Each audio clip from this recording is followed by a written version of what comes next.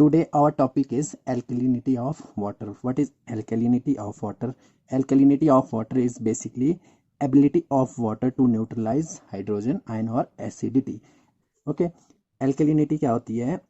Ability of water to neutralize H positive ion. Alkalinity is produced due to anions which may be of mineral origins or microbial decomposition of organic matter or due to presence of some dissolved gases in water. It may be induced due to these factors. Okay, and alkalinity is due to presence of CO3 2 negative means carbonate alkalinity, HCO3 negative means bicarbonate alkalinity, or OH negative, that is caustic alkalinity. It may be present due to HS negative, H2PO4 negative, HPO4 2 negative, NH3 negative, H2SO3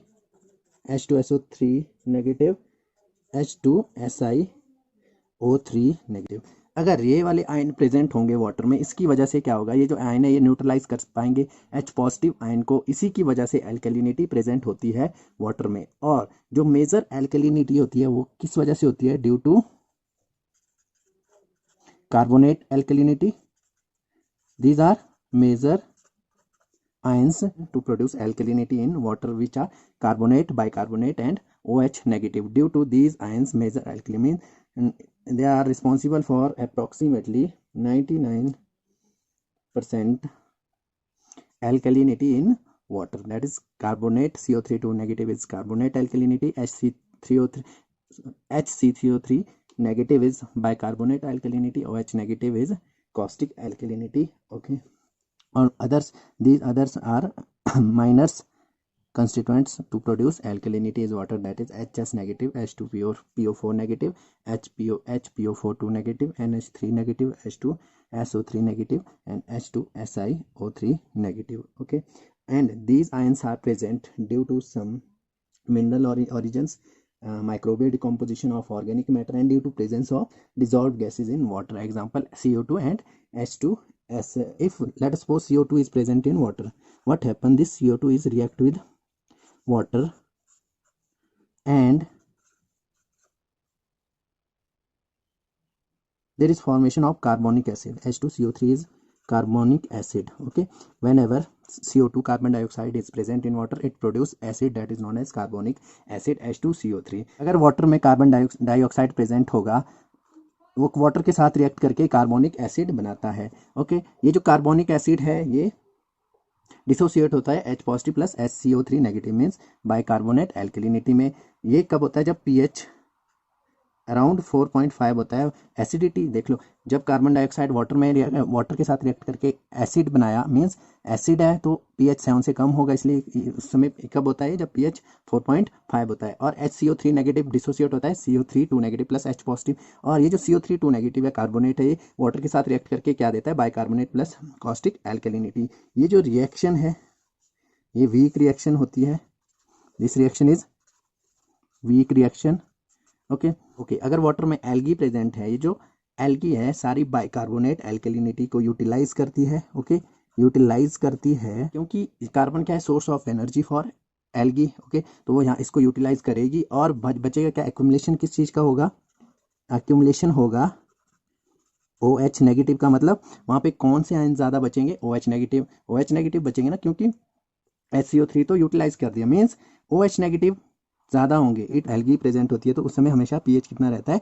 8 to 10, क्योंकि ये bicarbonate alkalinity को utilise करके OH negative ion क्या हो जाते हैं? Accumulate हो जाते हैं. OH नेगेटिव आयन बच जाते हैं और उसकी वजह से pH बेसिक होता है.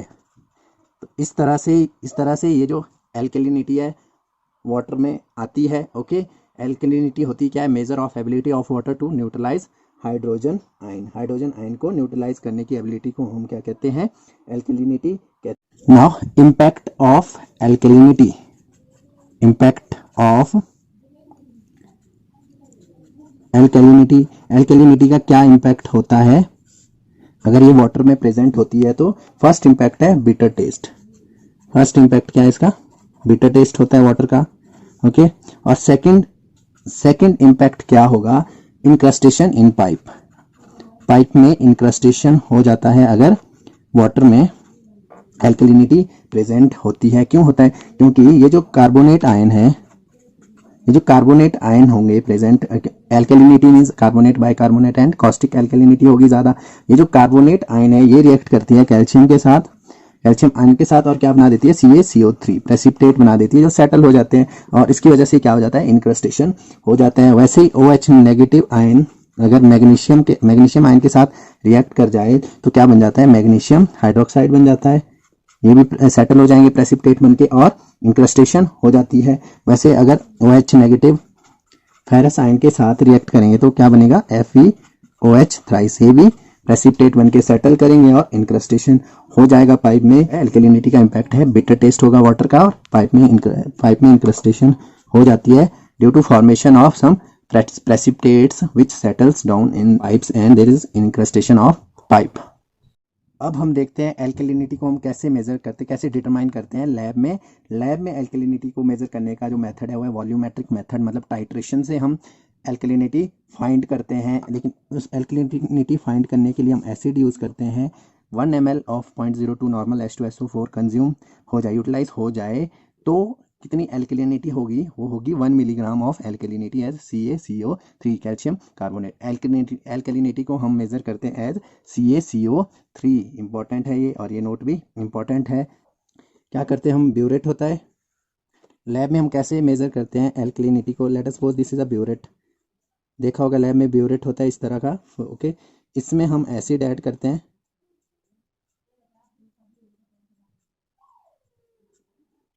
ओके, दिस इज ब्यूरेट,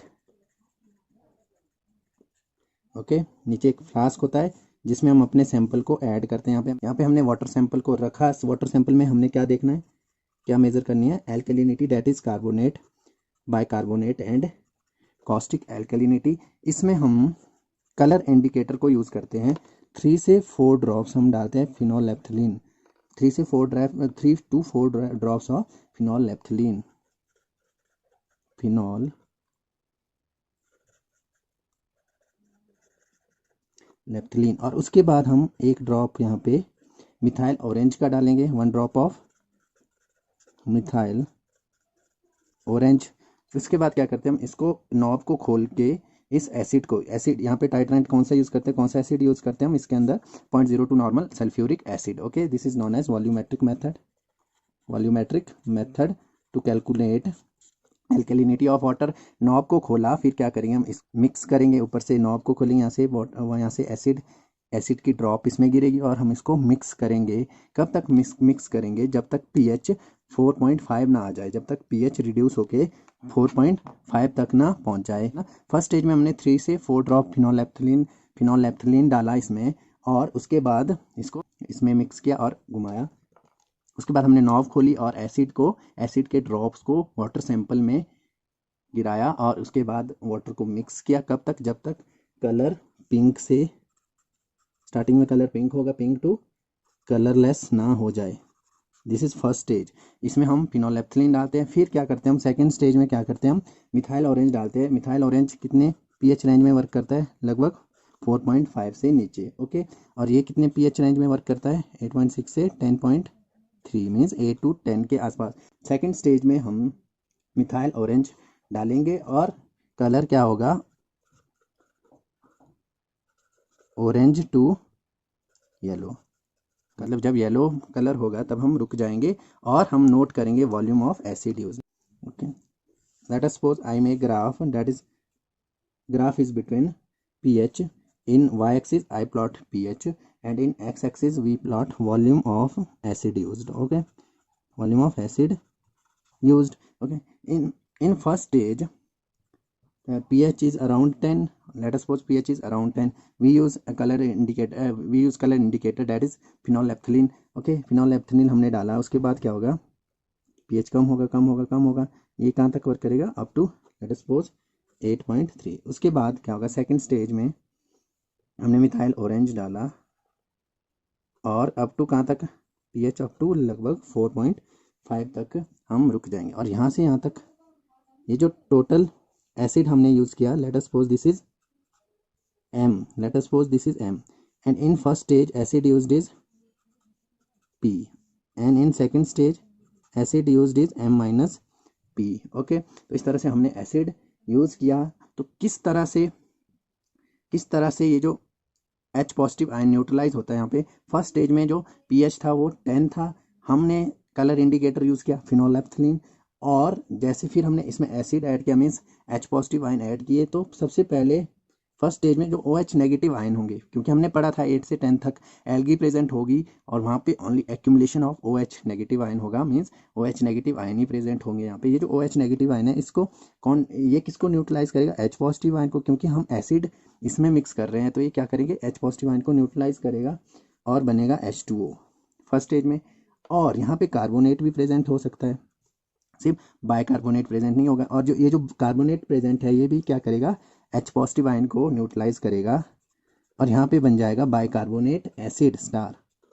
अब ये जो बाइकार्बोनेट एसिड है ये न्यूट्रलाइज कहाँ होगा? सेकंड स्टेज में। सेकंड स्टेज में ये जो ऊपर बना बाइकार्बोनेट एसिड, इसने H पॉजिटिव आयन को न्यूट्रलाइज किया और बना दिया H2CO3। ओके, ये जो H2CO3 है ये क्या बना? कार्बोनिक एसिड बना। और इसमें एक तो कार्बोनेट को पहले कन्वर्ट किया बाइकार्बोनेट में। ओके, कार्बोनेट ने हाफ यहाँ पे न्यूट्रलाइज किया H पॉजिटिव को, और हाफ सेकंड स्टेज में। और उसके बाद क्या होगा? जो ये HCO3 नेगेटिव है यहाँ पे भी तो प्रेजेंट होगा पहले से, वो क्या करेगा? H पॉजिटिव आयन को न्यूट्रलाइज करके H2CO3 बनाएगा। तो इस तरह से H पॉजिटिव आयन पूरी तरह न्यूट्रलाइज होगा और टोटल जो वॉल्यूम यूज होगा that is M, total volume used in neutralization of H positive ion is M। Okay, इस टेस्ट को हम दो स्टेज में करते हैं, first stage and second stage. First stage में हम फिनोलेफ्थलीन यूज़ करते हैं, सेकंड स्टेज में हम यूज़ करते हैं मिथाइल ऑरेंज को। मिथाइल ऑरेंज की रेंज 2.8 से 4.4 और फिनोलेफ्थलीन की रेंज 8.6 से 10.3 होती है। तो इस तरह से हमने इसको समझा एल्कलिनिटी को by using graph after performing test, that is volumetric method और वॉल्यूमेट्रिक टाइट्रेशन मेथड से हमने लैब में इसकी एल्कलिनिटी मेजर की एज अ CaCO3। ओके, अगर P 0 हो जाए, यहाँ से यहाँ तक, यहाँ से फर्स्ट स्टेज 0 है, P 0 का मतलब if P is 0, P is 0 मतलब फर्स्ट स्टेज में जो एसिड यूज हुआ वो 0 था। इसका क्या मतलब होगा? OH नेगेटिव नहीं होंगे और CO3 नेगेटिव नहीं होंगे। फर्स्ट स्टेज में कौन से न्यूट्रलाइज कर रहे थे H पॉजिटिव आयन को? कौन सी स्पीसीज थी? That is OH negative and CO3 2 negative. If P is 0 it means only HCO3 negative alkalinity as present। okay, only HCO3 negative are present होगा ना, ओनली सेकंड स्टेज होगी उस case में। अगर सेकंड पॉइंट देखते हैं, अगर P M के बराबर हो जाए, if P is equal to M, अगर P M के बराबर हो जाए मतलब सेकंड स्टेज है ही नहीं, P और M बराबर है, इसका क्या मतलब है? सेकंड स्टेज तो है ही नहीं है, सारी फर्स्ट स्टेज है। तो फर्स्ट स्टेज है तो इसका मतलब ये भी नहीं बन रहा होगा। अगर ये बनता तो सेकंड स्टेज में कुछ ना कुछ न्यूट्रलाइज करता वाटर को। तो इसका मतलब है सिर्फ CO3 negative, CO3 2 negative present नहीं है, ओनली OH नेगेटिव प्रेजेंट है यहाँ पे, only OH negative alkalinity is present here. Okay, and in third condition if P is M/2, P is M/2 means half है, मतलब फर्स्ट स्टेज और second stage दोनों equal है। अगर फर्स्ट स्टेज और सेकंड स्टेज दोनों इक्वल है मतलब दोनों जगह कार्बोनेट प्रेजेंट है, क्योंकि कार्बोनेट दोनों स्टेज में H पॉजिटिव आयन को न्यूट्रलाइज करता था हाफ हाफ। तो इसका मतलब यहाँ पे भी कार्बोनेट प्रेजेंट है, यहाँ पे भी प्रेजेंट है। ओके, तो क्या प्रेजेंट है? Only CO3 2 negative alkalinity is present. If P is greater than M/2, अगर टोटल फर्स्ट स्टेज में जो एसिड यूज किया हमने वो ज़्यादा था, किससे?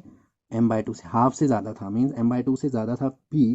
तो उस केस में इसका क्या मतलब? सेकंड स्टेज में कम यूज़ हुआ, इसका मतलब HCO3 नेगेटिव कम था, तो ज़्यादा क्या होगा उस केस में? OH negative and CO3 2 negative are predominant. Okay, अगर P कम है हाफ से, मतलब कम है हाफ से, इसका क्या मतलब है? CO3 सेकंड स्टेज तो हो रही है, फर्स्ट स्टेज नहीं है, फर्स्ट स्टेज कम है, इसका मतलब CO3 2 नेगेटिव भी है और HCO3 नेगेटिव है, दोनों क्या है? प्रीडोमिनेट स्पीसीज होगी। तो CO3 2 negative and HCO3 negative are predominant species. Okay, इस तरह से हम लैब में वॉल्यूमेट्रिक मेथड से पता करते हैं कौन सी एल्केलिनिटी ज़्यादा प्रेजेंट है वाटर में। Now permissible limit of alkalinity as CaCO3 as per IS 10500। Permissible limit is 200 milligram per litre, means acceptable limit is 200 milligram per liter, but in emergency cases, in normal condition we will limit is 200 milligram per liter, but in emergency cases we will go up to 200 milligram per liter. This is cause for rejection limit. Total एल्केलिनिटी हम कैसे निकाल सकते हैं, तो किस वजह से एल्केलिनिटी होती है ज़्यादा, that is caustic carbonate and bicarbonate. तो मैं क्या करता हूँ, OH नेगेटिव आयन की जो कॉन्सेंट्रेशन होगी वाटर में, ये जो कॉन्सेंट्रेशन है इसको हम मिलीग्राम पर लीटर में लेते हैं, divide by equivalent weight of OH negative. कैसे निकालते हैं हम, OH नेगेटिव की concentration divide by equivalent weight of OH negative, plus फिर क्या करूंगा मैं, कार्बोनेट आयन की कॉन्सेंट्रेशन जितनी होगी वाटर में डिवाइड करूंगा equivalent weight of CO3 2 negative, और OH नेगेटिव का जो इक्विवेलेंट वेट होता है दैट इज 17 ग्राम और कार्बोनेट का होता है 30 ग्राम, प्लस बाइकार्बोनेट एल्केलिनिटी की concentration in milligram per litre divide by equivalent weight of HCO3 negative की इक्विवेलेंट वेट का इक्विवेलेंट वेट होता है 61। ओके, इस तरह से हम क्या निकालते हैं, टोटल ग्राम इक्विवेलेंट, और इसको मैं मल्टीप्लाई करूंगा बिकॉज हम टोटल एल्केलिनिटी किसके फॉर्म में निकालते हैं, CaCO3 के फॉर्म में निकालते हैं, और हार्डनेस को भी हम CaCO3 के फॉर्म में निकालते हैं, एल्केलिनिटी को भी, टोटल एल्केलिनिटी को भी एज CaCO3 के फॉर्म में निकालते हैं। तो मैं मल्टीप्लाई किससे करता हूँ, equivalent weight of CaCO3 that is 50, मतलब 50 से मल्टीप्लाई करूंगा तो टोटल एल्केलिनिटी किस वजह से आएगी, किसके फॉर्म में आएगी, as CaCO3। Remember, alkalinity and hardness expressed in units of milligram per litre as CaCO3, तो इसकी यूनिट क्या होगी, milligram per litre as CaCO3, hardness की भी एल्केलिनिटी की भी। और equivalent weight of OH negative 17 होता है, इक्विवेलेंट वेट ऑफ कार्बोनेट 30 होता है, इक्विवेलेंट वेट ऑफ बाइकार्बोनेट 61 होता है, और इनकी कॉन्सेंट्रेशन हम किस में लेते हैं, मिलीग्राम पर लीटर। इसको किस में लेते हैं हम, always remember this is in milligram per litre. तो इस तरह से हम एल्केलिनिटी को मेजर कर सकते हैं बाय यूजिंग फॉर्मूला। तो फ्रेंड्स, आज के लिए इतना ही। होप आपको मेरी वीडियो पसंद आई होगी। अगर वीडियो पसंद आए तो लाइक, शेयर और सब्सक्राइब जरूर करें और बेल आइकन दबाना ना भूलें।